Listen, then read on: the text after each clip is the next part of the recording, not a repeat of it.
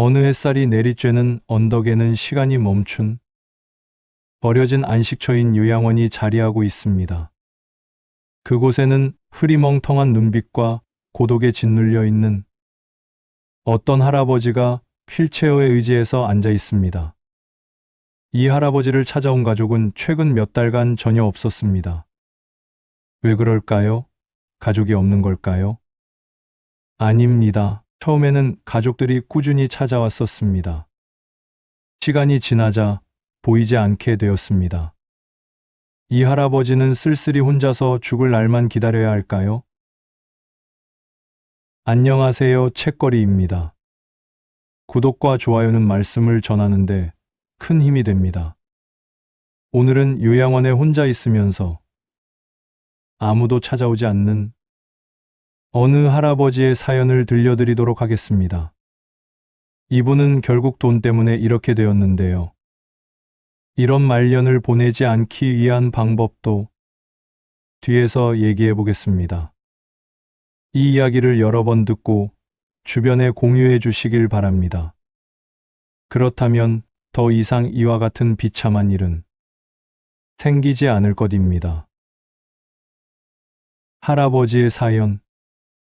나이가 들면 눈을 감는 마지막까지 무슨 일이 일어날까 걱정이 마를 날이 없습니다.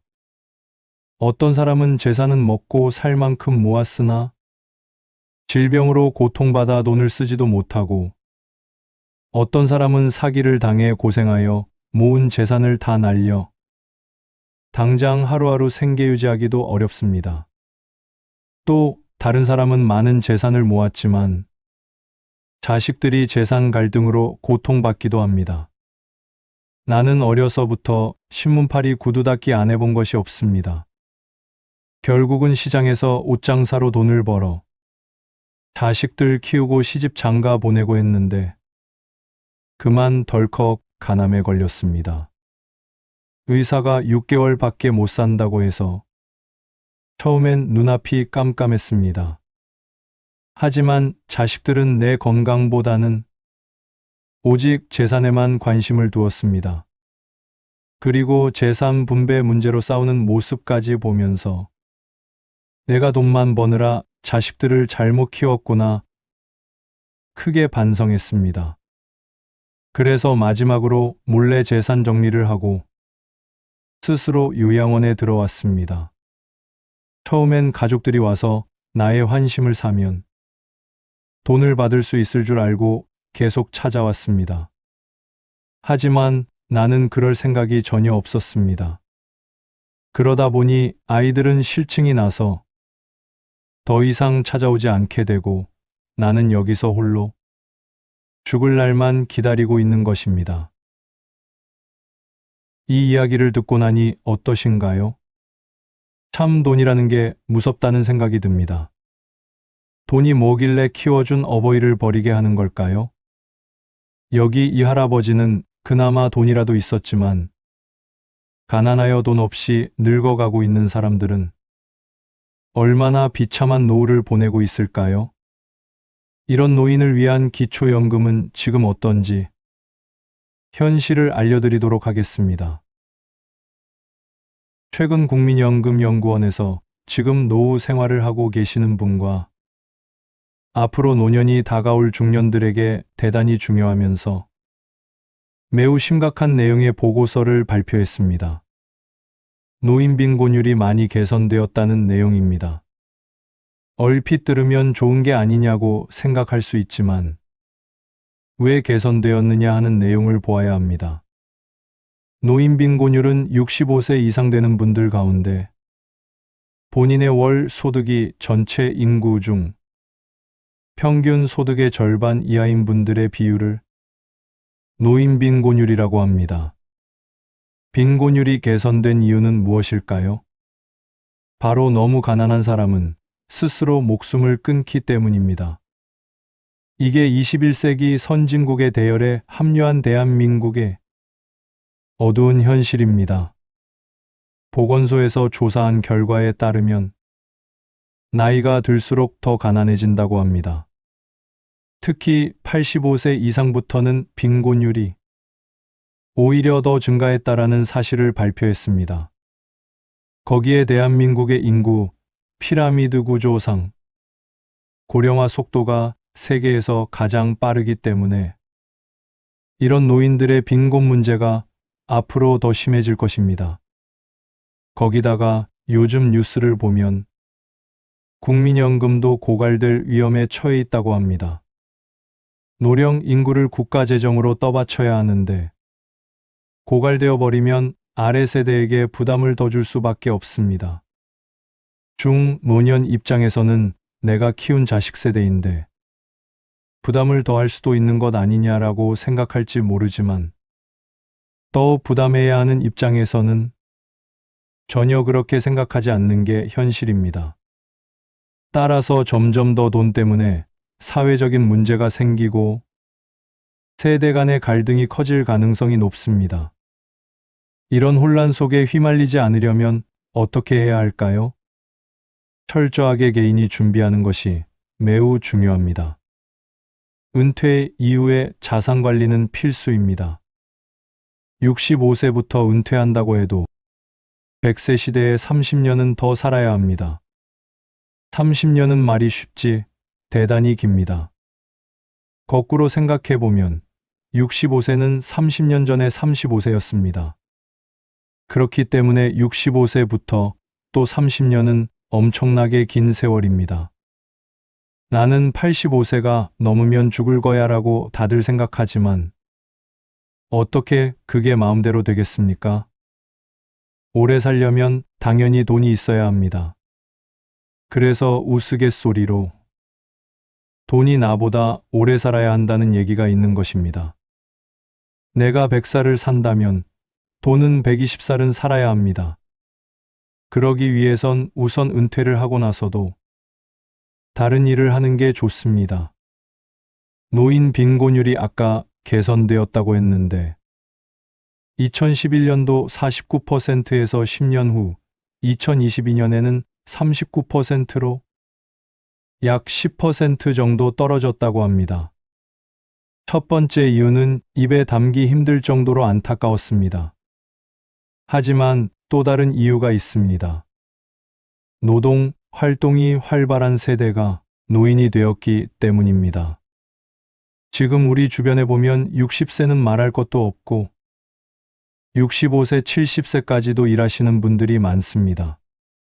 그러니까 지금도 나에게 필요한 돈은 내가 일하면서 벌어야 하는 사람이 많습니다.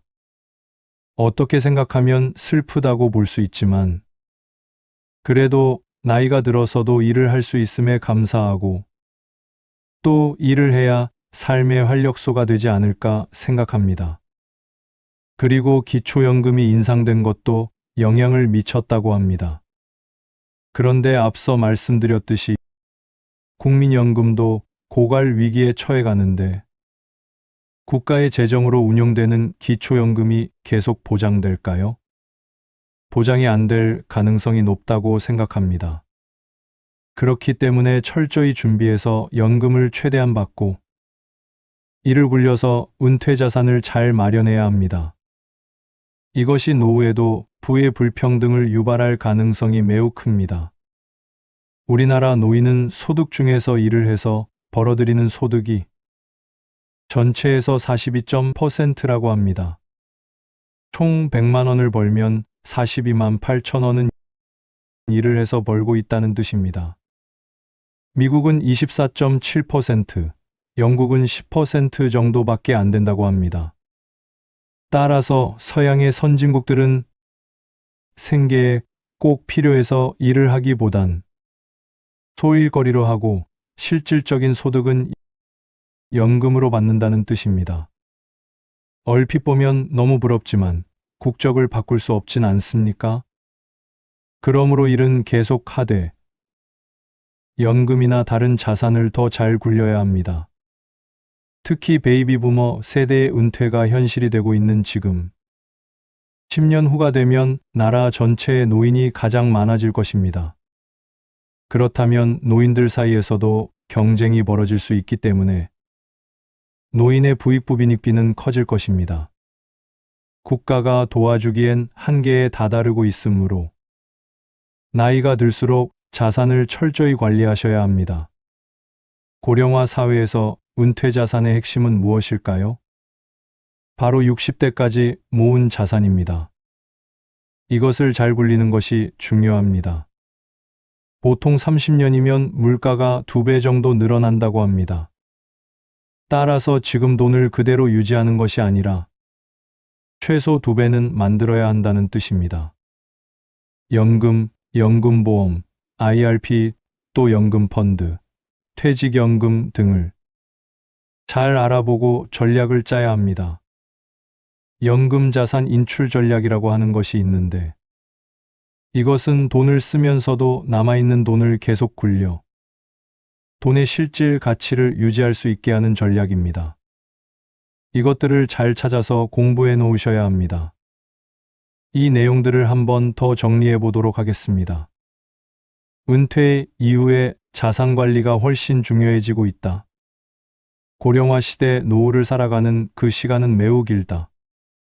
그 시간 동안에 은퇴 자산을 잘 굴리는 것이 매우 중요하다. 그 핵심은 돈의 가치를 유지하면서 들고 가는 것이다. 그대로 놔둘 것이 아니라 최소 2배는 불려야 한다.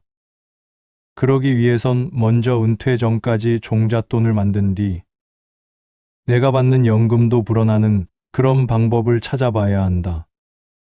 제가 말씀드린 내용들을 꼭 한번 다시 듣고 진지하게 고민해 보시길 바랍니다. 백지장도 맞들면 낫기 때문에 주변 친구들과 공유하면서 방법을 찾아보면 더욱 좋습니다. 지금까지 책거리였습니다. 감사합니다. 어느 햇살이 내리쬐는 언덕에는 시간이 멈춘 버려진 안식처인 요양원이 자리하고 있습니다. 그곳에는 흐리멍텅한 눈빛과 고독에 짓눌려 있는 어떤 할아버지가 휠체어에 의지해서 앉아 있습니다. 이 할아버지를 찾아온 가족은 최근 몇 달간 전혀 없었습니다. 왜 그럴까요? 가족이 없는 걸까요? 아닙니다. 처음에는 가족들이 꾸준히 찾아왔었습니다. 시간이 지나자 보이지 않게 되었습니다. 이 할아버지는 쓸쓸히 혼자서 죽을 날만 기다려야 할까요? 안녕하세요. 책거리입니다. 구독과 좋아요는 말씀을 전하는데 큰 힘이 됩니다. 오늘은 요양원에 혼자 있으면서 아무도 찾아오지 않는 어느 할아버지의 사연을 들려드리도록 하겠습니다. 이분은 결국 돈 때문에 이렇게 되었는데요. 이런 말년을 보내지 않기 위한 방법도 뒤에서 얘기해 보겠습니다. 이 이야기를 여러 번 듣고 주변에 공유해 주시길 바랍니다. 그렇다면 더 이상 이와 같은 비참한 일은 생기지 않을 것입니다. 할아버지의 사연. 나이가 들면 눈을 감는 마지막까지 무슨 일이 일어날까 걱정이 마를 날이 없습니다. 어떤 사람은 재산은 먹고 살 만큼 모았으나 질병으로 고통받아 돈을 쓰지도 못하고 어떤 사람은 사기를 당해 고생하여 모은 재산을 다 날려 당장 하루하루 생계 유지하기도 어렵습니다. 또 다른 사람은 많은 재산을 모았지만 자식들이 재산 갈등으로 고통받기도 합니다. 나는 어려서부터 신문팔이 구두 닦기 안 해본 것이 없습니다. 결국은 시장에서 옷장사로 돈을 벌어 자식들 키우고 시집 장가 보내고 했는데 그만 덜컥 간암에 걸렸습니다. 의사가 6개월밖에 못 산다고 해서 처음엔 눈앞이 깜깜했습니다. 하지만 자식들은 내 건강보다는 오직 재산에만 관심을 두었습니다. 그리고 재산 분배 문제로 싸우는 모습까지 보면서 내가 돈만 버느라 자식들을 잘못 키웠구나 크게 반성했습니다. 그래서 마지막으로 몰래 재산 정리를 하고 스스로 요양원에 들어왔습니다. 처음엔 가족들이 와서 나의 환심을 사면 돈을 받을 수 있을 줄 알고 계속 찾아왔습니다. 하지만 나는 그럴 생각이 전혀 없었습니다. 그러다 보니 아이들은 실증이 나서 더 이상 찾아오지 않게 되고 나는 여기서 홀로 죽을 날만 기다리고 있는 것입니다. 이 이야기를 듣고 나니 어떠신가요? 참 돈이라는 게 무섭다는 생각이 듭니다. 돈이 뭐길래 키워준 어버이를 버리게 하는 걸까요? 여기 이 할아버지는 그나마 돈이라도 있었지만 가난하여 돈 없이 늙어가고 있는 사람들은 얼마나 비참한 노후를 보내고 있을까요? 이런 노인을 위한 기초연금은 지금 어떤지 현실을 알려드리도록 하겠습니다. 최근 국민연금연구원에서 지금 노후 생활을 하고 계시는 분과 앞으로 노년이 다가올 중년들에게 대단히 중요하면서 매우 심각한 내용의 보고서를 발표했습니다. 노인 빈곤율이 많이 개선되었다는 내용입니다. 얼핏 들으면 좋은 게 아니냐고 생각할 수 있지만 왜 개선되었느냐 하는 내용을 보아야 합니다. 노인 빈곤율은 65세 이상 되는 분들 가운데 본인의 월 소득이 전체 인구 중 평균 소득의 절반 이하인 분들의 비율을 노인 빈곤율이라고 합니다. 빈곤율이 개선된 이유는 무엇일까요? 바로 너무 가난한 사람은 스스로 목숨을 끊기 때문입니다. 이게 21세기 선진국의 대열에 합류한 대한민국의 어두운 현실입니다. 보건소에서 조사한 결과에 따르면 나이가 들수록 더 가난해진다고 합니다. 특히 85세 이상부터는 빈곤율이 오히려 더 증가했다라는 사실을 발표했습니다. 거기에 대한민국의 인구 피라미드 구조상 고령화 속도가 세계에서 가장 빠르기 때문에 이런 노인들의 빈곤 문제가 앞으로 더 심해질 것입니다. 거기다가 요즘 뉴스를 보면 국민연금도 고갈될 위험에 처해 있다고 합니다. 노령 인구를 국가 재정으로 떠받쳐야 하는데 고갈되어 버리면 아래 세대에게 부담을 더 줄 수밖에 없습니다. 중노년 입장에서는 내가 키운 자식 세대인데 부담을 더할 수도 있는 것 아니냐라고 생각할지 모르지만 더 부담해야 하는 입장에서는 전혀 그렇게 생각하지 않는 게 현실입니다. 따라서 점점 더 돈 때문에 사회적인 문제가 생기고 세대 간의 갈등이 커질 가능성이 높습니다. 이런 혼란 속에 휘말리지 않으려면 어떻게 해야 할까요? 철저하게 개인이 준비하는 것이 매우 중요합니다. 은퇴 이후의 자산 관리는 필수입니다.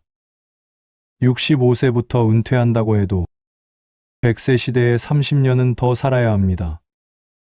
30년은 말이 쉽지 대단히 깁니다. 거꾸로 생각해보면 65세는 30년 전에 35세였습니다. 그렇기 때문에 65세부터 또 30년은 엄청나게 긴 세월입니다. 나는 85세가 넘으면 죽을 거야 라고 다들 생각하지만 어떻게 그게 마음대로 되겠습니까? 오래 살려면 당연히 돈이 있어야 합니다. 그래서 우스갯소리로 돈이 나보다 오래 살아야 한다는 얘기가 있는 것입니다. 내가 100살을 산다면 돈은 120살은 살아야 합니다. 그러기 위해선 우선 은퇴를 하고 나서도 다른 일을 하는 게 좋습니다. 노인 빈곤율이 아까 개선되었다고 했는데 2011년도 49%에서 10년 후 2022년에는 39%로 약 10% 정도 떨어졌다고 합니다. 첫 번째 이유는 입에 담기 힘들 정도로 안타까웠습니다. 하지만 또 다른 이유가 있습니다. 노동, 활동이 활발한 세대가 노인이 되었기 때문입니다. 지금 우리 주변에 보면 60세는 말할 것도 없고 65세, 70세까지도 일하시는 분들이 많습니다. 그러니까 지금도 나에게 필요한 돈은 내가 일하면서 벌어야 하는 사람이 많습니다. 어떻게 생각하면 슬프다고 볼 수 있지만, 그래도 나이가 들어서도 일을 할 수 있음에 감사하고, 또 일을 해야 삶의 활력소가 되지 않을까 생각합니다. 그리고 기초연금이 인상된 것도 영향을 미쳤다고 합니다. 그런데 앞서 말씀드렸듯이 국민연금도 고갈 위기에 처해 가는데 국가의 재정으로 운영되는 기초연금이 계속 보장될까요? 보장이 안 될 가능성이 높다고 생각합니다. 그렇기 때문에 철저히 준비해서 연금을 최대한 받고 이를 굴려서 은퇴 자산을 잘 마련해야 합니다. 이것이 노후에도 부의 불평등을 유발할 가능성이 매우 큽니다. 우리나라 노인은 소득 중에서 일을 해서 벌어들이는 소득이 전체에서 42.%라고 합니다. 총 100만 원을 벌면 42만 8천 원은 일을 해서 벌고 있다는 뜻입니다. 미국은 24.7%, 영국은 10% 정도밖에 안 된다고 합니다.